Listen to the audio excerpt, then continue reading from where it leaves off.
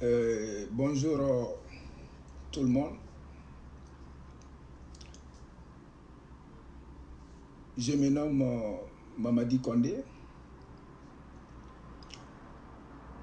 d'origine guinéenne, citoyen canadien, résident au Québec. Je profite de cette occasion pour faire une petite vidéo concernant ce qui m'est arrivé à mon travail à la CSPQ. J'ai été victime du racisme au sein de mon travail par mon ancien boss. J'ai eu de l'harcèlement psychologique à mon travail. Ça fait plusieurs mois que l'événement s'est déroulé. Je m'adresse aujourd'hui à la population de Québec, à ma communauté, à mes amis, à mes collègues de travail. Un message très important. Je suis un résident de Québec. Je suis un Québécois, même si je ne suis pas né Québécois. Je suis un immigrant bien intégré à Québec, qui respecte les lois et règlements du Québec, qui a appris à parler québécois, qui est très fier de vivre au Québec, qui contribue pour le développement du Québec, qui est bien installé au Québec. J'ai été victime de racisme. Et qu'est-ce qui me pousse aujourd'hui à me battre? Je vais expliquer l'histoire depuis le commencement. Quand j'ai commencé à travailler à la CSPQ, ceux qui ne le savent pas, c'est le Centre du service partagé du Québec. C'est une section du gouvernement. J'ai commencé à la messagerie, où j'étais agent de bureau, via l'agence. Ma chef d'équipe, mon premier département, avec qui aujourd'hui je me bats, avec qui aujourd'hui je réclame mes droits, avec qui aujourd'hui je lui rappelle que nous sommes dans un monde de droit, nous sommes dans un pays de droit, et je réclame mes droits comme tout bon Québécois. Je réclame mes droits comme tout être humain a le droit de réclamer ses droits. Ma boss s'appelle Marie-Claude Dumais. Et quand j'ai commencé à travailler dans leur département, il y a eu manque de personnel. Il y avait beaucoup de manque de personnel. À l'époque, notre statut ne permettait pas de faire des temps supplémentaires. Il y a eu un événement au sein de mon travail. On était deux noirs à l'époque. Deux noirs. Moi et Serge Nabi, un Burkinabé. Dans l'événement, ma boss vient nous voir, les deux noirs. Écoutez très bien. Elle dit aux deux noirs, vous ne serez pas invités de manger avec nous dans la même salle, sur la même table. Au Québec ici, un blanc vient dire aux noirs que vous n'avez pas le droit d'aller manger avec nous dans la salle. On était deux noirs.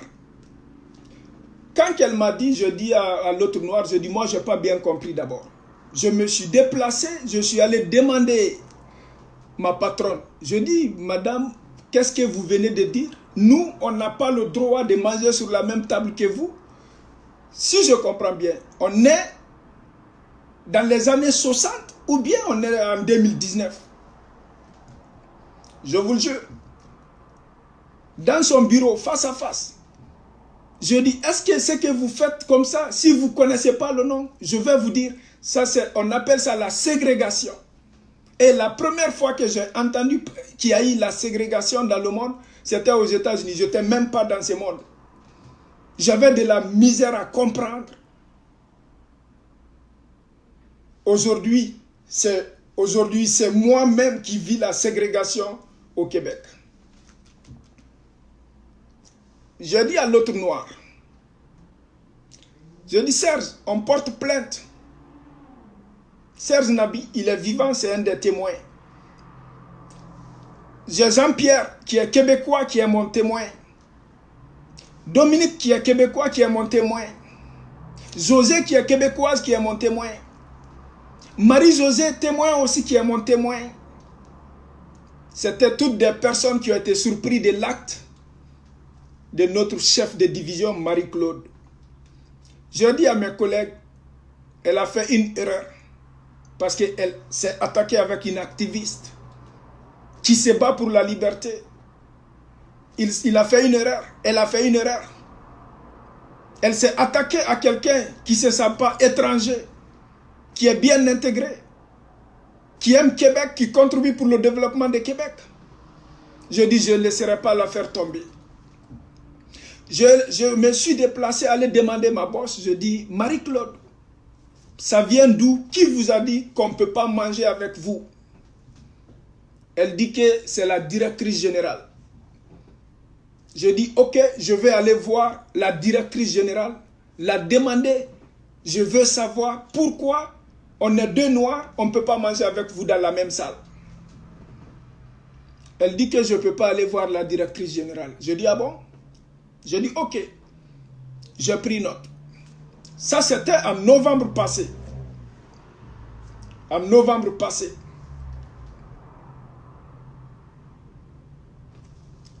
On était des noirs. J'ai encore dit à l'autre noir, on doit porter plainte. C'est quelque chose qui est illégal. Devant la loi canadienne, devant les chartes des valeurs. Et ça se passe au sein du gouvernement. Le noir m'a dit qu'il avait vécu une telle situation qu'il n'a pas gagné.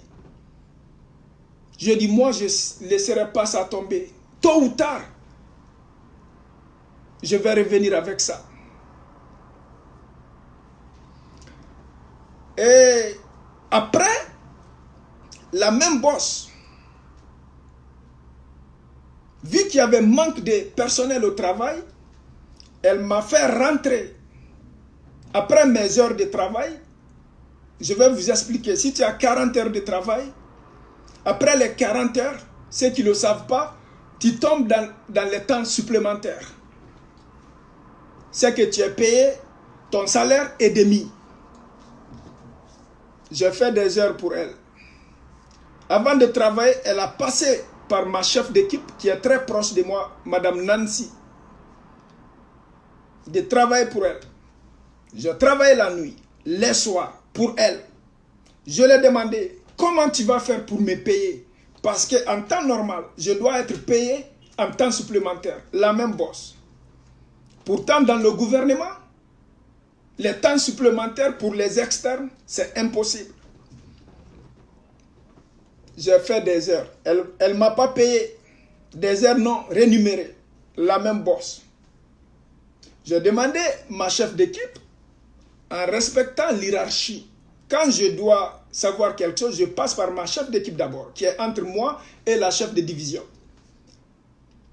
Je dis, les heures que je fais, ça fait maintenant des mois, on ne m'a pas payé, on ne m'a pas rémunéré. Où on en est? Ma chef d'équipe dit, Marie-Claude, tu n'as pas payé? Je dis non. Je dis, ok, je suis allé rencontrer Marie-Claude, encore la même patronne dans son bureau. Je dis, Marie-Claude, vous m'avez fait travailler. J'ai fait des heures. Après avoir fait des heures normaux, que mon travail me demande, ils sont où mes rémunérations? Elle dit, je te reviens avec ça. Il y a 5 mois de cela, elle ne l'a pas faite. elle ne l'a pas faite. Donc, j'ai pris mes précautions. Vu que ça n'allait pas dans le département où je travaillais, ma chef d'équipe qui était proche de moi avait changé de département, elle est partie. Moi, je suis resté toute seule et j'ai décidé de quitter dans le département parce que c'était un département toxique. Un département où le noir n'est pas respecté. Un département où on traite les noirs d'inférieurs. Et quelque chose qui est inacceptable pour moi. Et en aucun cas je peux l'admettre. J'ai décidé de changer de département. Il y a eu l'opportunité pour avoir un poste à un autre département. J'ai demandé le transfert. On m'a transféré dans d'autres départements.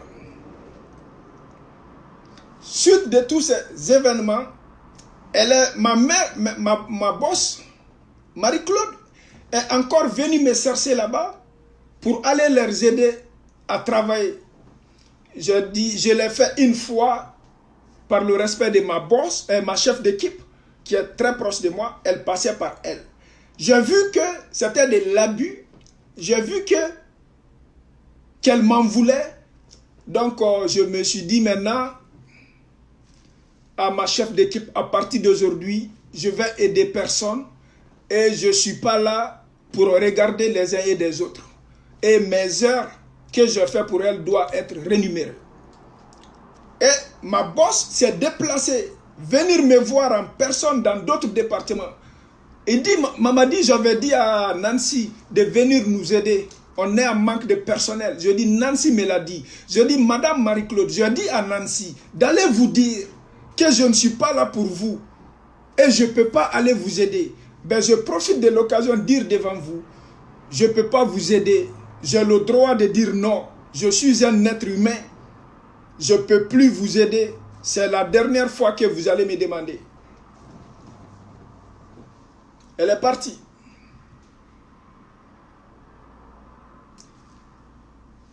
Il y a 2 semaines. Il y a 2 semaines encore. Tout ça se déroule en 6 mois. Entre 6 et 8 mois, si j'ai bonne mémoire. Je n'ai pas tous les documents ici. Il y a 2 semaines, j'ai eu un nouveau poste dans le nouveau département comme responsable commis à l'expédition. Où je commence à travailler à 6 heures du matin. Je ne peux pas rentrer dans les détails parce que c'est des dossiers confidentiels. Je n'ai pas le droit de dire ce qu'on fait comme travail.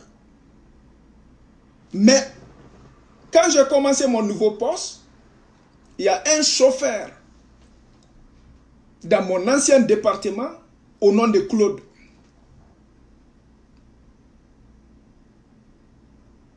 Qui est venu me voir à 6 heures du matin, il y a 2 semaines. Essayer de me dire quoi faire, comment faire mon travail. J'ai dit à Claude, tu es mon collègue de travail. On n'est pas dans les mêmes départements. Tu n'es pas mon supérieur et tu ne dois pas me dire quoi faire. Je fais ma formation, je sais ce que je fais.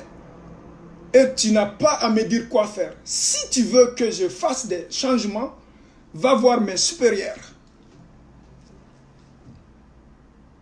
Le chauffeur, il s'est fâché. Il dit que je lui ai parlé mal. Ce que je n'approuve pas. Dire à quelqu'un que tu ne me dis pas quoi faire. Dire à quelqu'un que tu n'es pas mon supérieur. Dire à quelqu'un que ce n'est pas à toi de me donner des ordres à travailler. C'est dans mes pleins droits. Je suis quelqu'un qui connaît ses droits.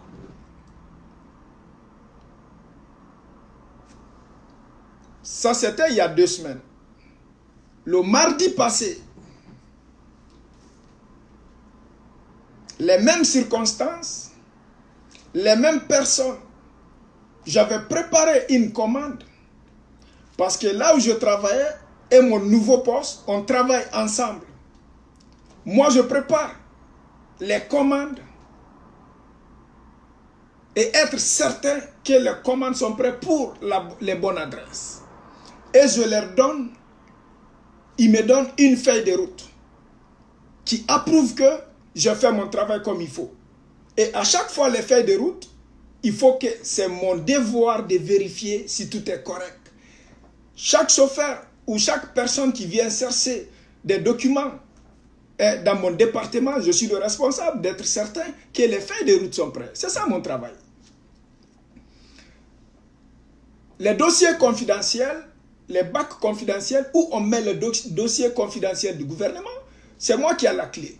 Je suis responsable à tous les mardis aussi de préparer tous les dossiers confidentiels dans les bacs confidentiels pour être certain que tout va bien.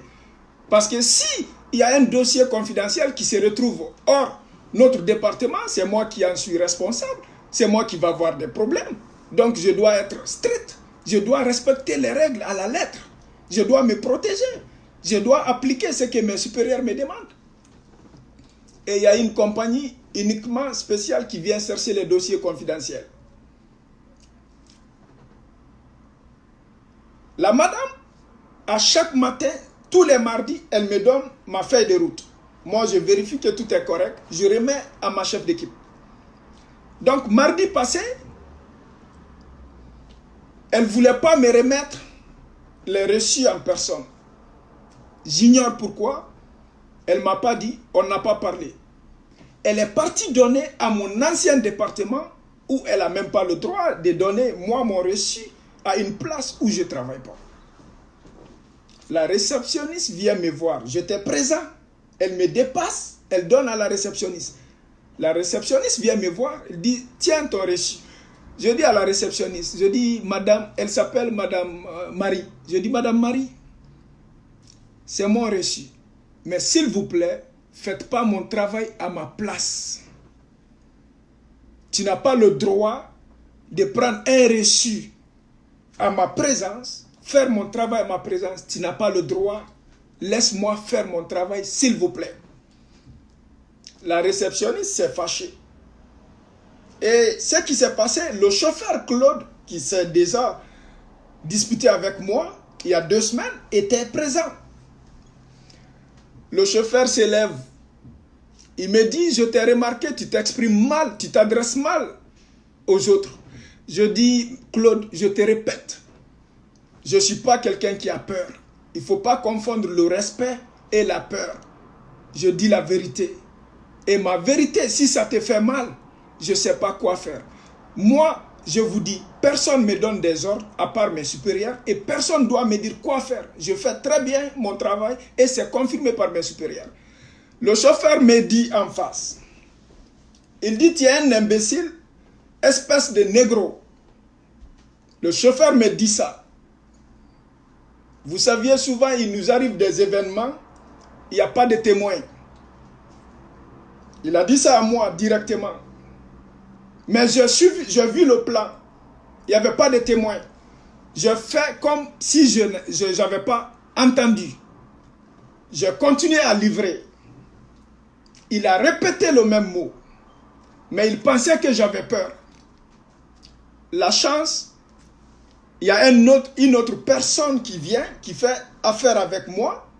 Je devrais lui livrer des colis, il était présent. Là, il a répété la même chose, que je suis imbécile, espèce de négro. Là, un témoin est là. Donc, je suis venu face à face au chauffeur. Je dis, regarde-moi très bien. Regarde-moi très bien. Tu es plus imbécile que moi. Devant les témoins, tu es plus imbécile que moi. Mais la différence entre toi et moi, je vais te dire. J'ai quitté dans mon pays d'origine, venir m'installer dans ton pays, qui est devenu mon pays. Je suis bien intégré. Je parle ta langue maternelle. Je respecte vos lois et règlements. Je vis avec des Québécois et je suis fier de vivre.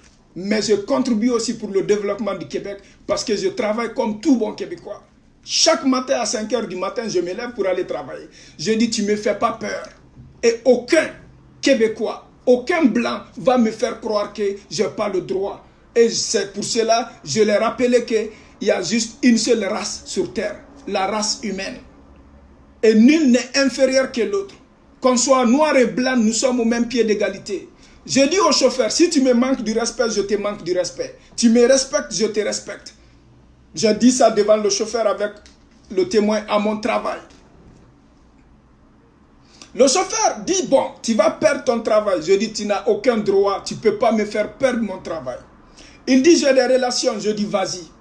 Il dit, je vais appeler la police. Je dis, appelle la police. Je suis un homme qui n'a jamais eu de casier judiciaire. Je suis un homme qui n'a pas eu de poursuite policière. Je n'ai pas peur et personne ne peut me faire peur. Je connais mes droits. Donc, on s'est crié, le chauffeur et moi. Il dit, si tu es homme, frappe-moi. Je dis, non, moi je ne te frappe pas. Je n'ai pas le droit de te frapper, mais je vais te dire la vérité. Mais si toi aussi tu es homme, frappe-moi en premier.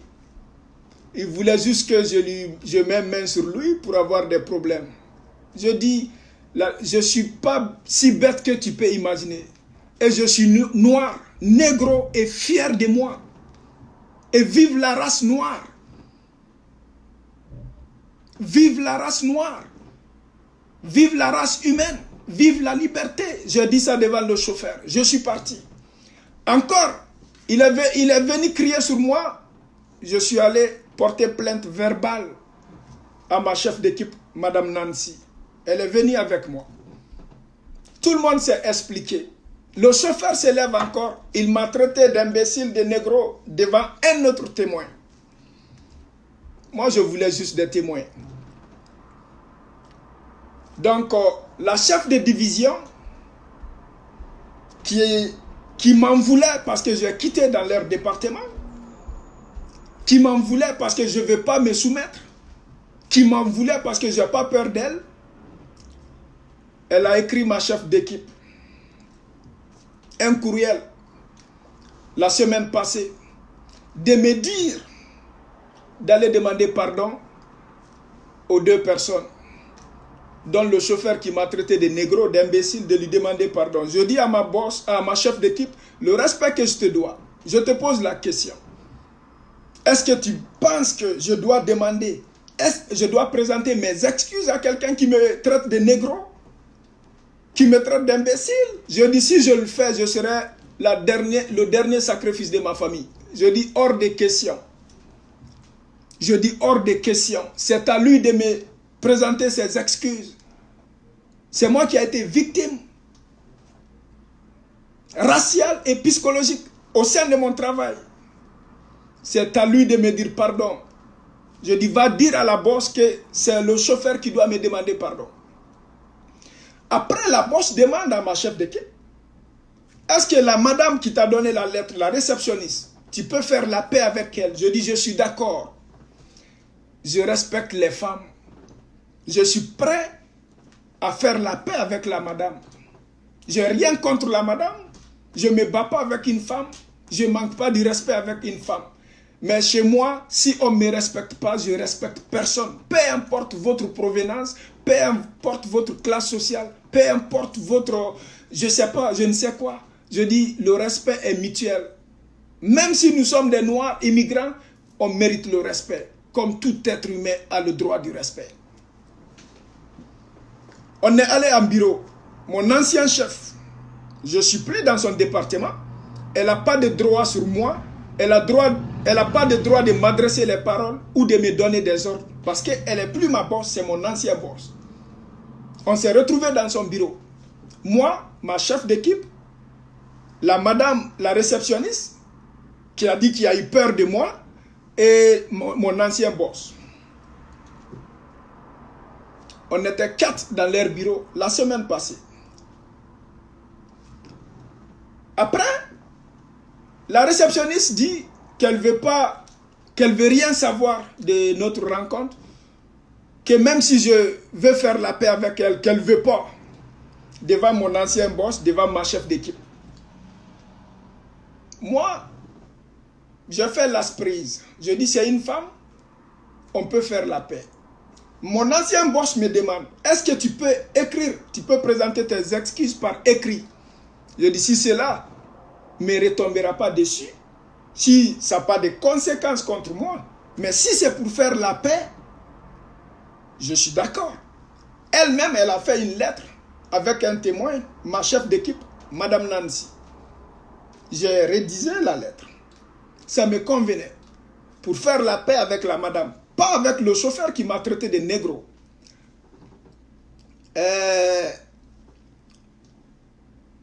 Je fais par écrit. 30 minutes plus tard, elle vient me voir. Elle dit que la madame ne veut pas la lettre d'excuse. Je dis, tant pis. Je fais tout ce que vous m'aviez demandé. Puis moi, ma vie continue. Je ne vais pas arrêter de respirer parce qu'on m'a traité de négro. De l'harcèlement au sein de mon travail contre ma peau de couleur. Je dis non, je ne vais pas me soumettre. Tant pis. Maintenant, cette semaine, mon ancien chef d'équipe, elle ne respecte pas l'hiérarchie. Elle saute sur ma chef d'équipe, elle saute sur mon directeur de service, chef de service, et elle saute sur le chef de division. Elle a des relations avec le directeur national de la CSPQ. Monsieur Maxime. Elle appelle Maxime. C'est ce que mon chef de division est venu me dire. Il vient me voir et dit, Mamadi, on a une plainte contre toi. Je dis, est-ce que vous avez reçu une plainte? Mon chef de division dit, non, je n'ai pas reçu de plainte. C'est mon boss, directeur général, qui vient de m'appeler. Je dis, est-ce que vous avez contacté l'agence? Il dit non. Est-ce que, après l'événement, tout ce qui s'est passé, est-ce que vous pensez que j'ai tort? Mon directeur, chef de division et service dit non. C'est pas parce que tu as tort. Il dit, je suis impuissant. Mon chef de division s'appelle M. Martin Tremblay. Il dit, Mamadi, c'est injuste. J'arrive même pas à comprendre. Je dis, M. Martin, merci. Je sais que vous êtes impuissant parce que c'est le directeur national de la CSPQ. Je dis, il ne me fait pas peur lui non plus. M. Maxime ne fait pas peur à Mamadi. Je dis, je suis dans tous mes droits d'exercer mon fonction et je vais continuer à travailler. Tant que je n'ai pas de problème avec mon division et mes chefs de division, je n'ai pas peur. Et la grande surprise, je faisais mon travail. Mon boss me dit, Mamadi, il ne faut pas aller dans l'autre section. Mais à partir de midi, à partir de 1h à 2h, tu peux aller. Je dis, vous êtes sûr? Il dit, oui. Je suis parti. Mon ancien boss a appelé encore le directeur général que je me déplace dans mon travail. Mon boss m'appelle. Je dis, mon boss, qui m'a dit de faire mon travail? Il dit, moi. Est-ce que je dois faire mon travail, oui ou non? Il dit, oui, c'est moi qui t'a dit. Je dis, mais qu'est-ce qui ne va pas? Il y a quoi comme problème? Il dit, je ne sais pas. Je viens juste d'avoir l'appel du directeur général de la CSPQ. Ça, c'est le travail dans le gouvernement du Québec. Il dit, mon boss me dit, oh, le directeur vous interdit de sortir dans notre locaux. Et moi, mon travail, c'est de me déplacer, aller dans la voûte où j'ai le code, où il y a des documents confidentiels. Je suis responsable. Je dis, si vous me dites de faire mon travail, mais je dois faire mon travail, ou vous me dites la vérité, qu'est-ce qu'il y a? Il dit, Mamadi, j'ai rien contre toi, tu fais bien ton travail, on ne veut même pas que tu quittes, mais il y a une pression qui vient du directeur général. Je dis, est-ce qu'il y a du mécanisme légaux? Est-ce qu'il y a une plainte sur papier avec vous? Il dit non. J'ai appelé l'agence. Je dis, est-ce que vous avez une plainte contre moi? Il dit non. J'ai parlé à la directrice de l'agence. Est-ce que vous avez une plainte contre moi à l'écrit ou quelque chose? Il dit non. Donc, c'est ma boss qui se sert, qui fait l'abus de pouvoir, appeler son boss, le directeur général, pour me faire passer d'un prisonnier. Je dis à mon boss, c'est mon boss, vraiment le chef de service. Je dis, monsieur Martin Tremblay, entre vous et moi, ce qui m'arrive comme ça, est-ce que vous allez accepter ça Pour vous ou bien pour votre enfant? Il me dit non. Est-ce que moi qui est devant vous, je ressemble à un prisonnier? Mon boss dit non. Est-ce que je suis un prisonnier? Dit non. Est-ce que ce qui se passe là, c'est légal? Il dit non. Est-ce que c'est juste? Il dit non. Je dis, c'est ce que je veux savoir de la bouche de mon propre boss. Je dis, j'aimerais, je ne peux pas vivre comme ça. Je ne peux pas être enfermé. Je suis un homme libre. Je suis un homme libre. Et je dois vivre dans la liberté. Peu importe où je me retrouve. Peu importe. Je dis, je ne peux pas rester comme ça. Il faut que je fasse mon travail. Ils m'ont proposé de me transférer dans d'autres départements encore. J'ai dit à mon boss, le problème de transfert, vous m'envoyez à une autre place, où c'est le même directeur général qui dirige, qui est en contact avec mon ancien boss, qui me veut, parce que je lui ai dit la vérité, qui me veut, qui m'en veut, parce que je n'ai pas peur d'elle. Je la respecte, je respecte les normes du travail, mais je n'ai pas peur d'elle. Et je ne peux pas avoir peur d'elle. Et je vais me battre jusqu'au bout. Je dis, il me dit, mon boss dit, je te dis la vérité. Oui, c'est le même directeur. Je dis, ben, ça ne va rien changer. Laisse-moi me battre. Il a reçu l'ordre du directeur général que je dois quitter au travail. Ouais. Je dis, avant de quitter, moi, je ne suis pas violent. Je ne vais pas faire de violence. Je suis prêt à quitter. Mais je veux un mot avant de sortir. Avec un témoin. Allez-y, appelez mon ancien boss, Marie-Claude. Elle était en face de moi. Avec mon chef de service. M. Tremblay, on était trois. J'ai dit à Marie-Claude, vous avez fait toutes vos procédures illégalement au sein du gouvernement. Vous vous êtes servi de vos relations pour me combattre. Je dis, vous avez juste déclenché un combat avec un activiste. Un combat avec un noir qui n'a pas peur et un noir qui ne va pas reculer. Un noir qui va se battre. Un noir qui va réclamer ses droits. Je connais mes droits. Je suis dans un pays de droit et je suis québécois. Je suis québécois. Et il pensait que j'allais être violent. J'ai dit à mon boss, j'ai donné ma carte d'employé à mon boss. Je lui ai serré la main, j'ai dit merci. J'ai appelé la CSST, je les ai expliqués. Ils m'ont dit des choses que je savais déjà. Un, la loi 122 qui parle des droits des employés. La loi 123 du Québec, 13.6, qui parle aussi des droits humains. Et la commission aussi de protection des droits humains. Je suis allé, j'ai fait les démarches et j'ai décidé aujourd'hui de dénoncer. Parce que c'est une bataille qui vient de commencer, une course de fond sans fin. Elle me dit qu'on ne peut pas se battre contre le gouvernement. Je dis à Marie-Claude, pour l'instant, mon combat, ce n'est pas contre le gouvernement du Québec, mais contre les fonctionnaires pourris au sein du gouvernement, contre les chefs irresponsables au sein du gouvernement, contre nos chefs qui ne respectent pas les êtres humains, qui ne respectent pas les droits humains.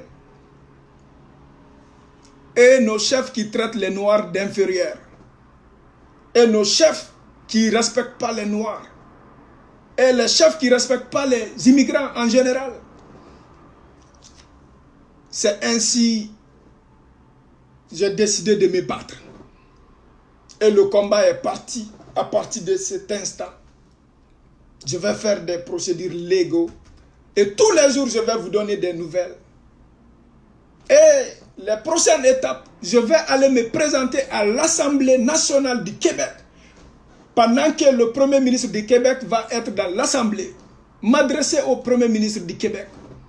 Parce que je dois rester à mon poste. Je dois rester à mon travail. le contrat n'est pas fini. Il n'y a pas manque de travail, il n'y a rien.